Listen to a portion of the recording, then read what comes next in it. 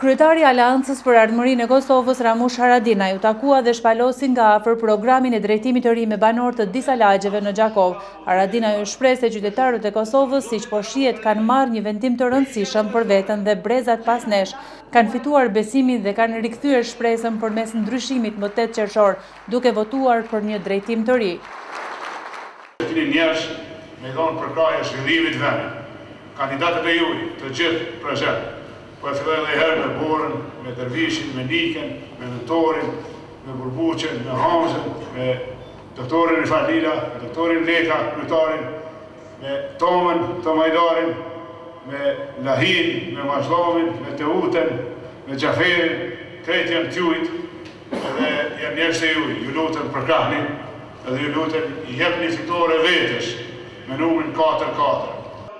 Numri 44 bardh në vete besimin dhe bindjen qytetare për një drejtim të ri, bardh shpresën për një jetë më të mirë, guxim dhe ndryshim, mirëqenien, zhvillimin, prosperitetin dhe një Kosovë më qytetare me dinjitet, thanë disa nga kandidatët për deputet të AAK-s.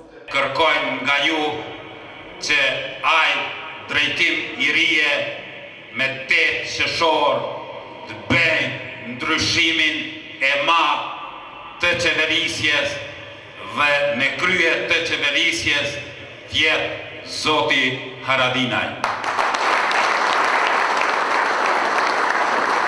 Qytetar nderuar, për 7 vite kemi pas premtime të bollshme pa kufi.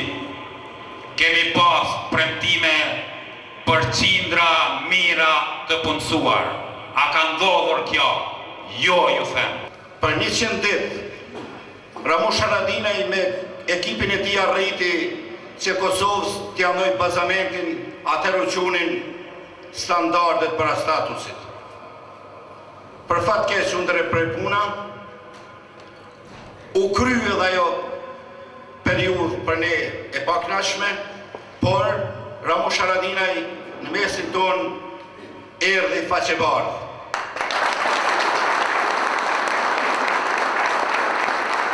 Jo vetëm personalisht, po zbardhi fytyrën edhe historisë më të lavdishme të luftës çlirimtare të Kosovës.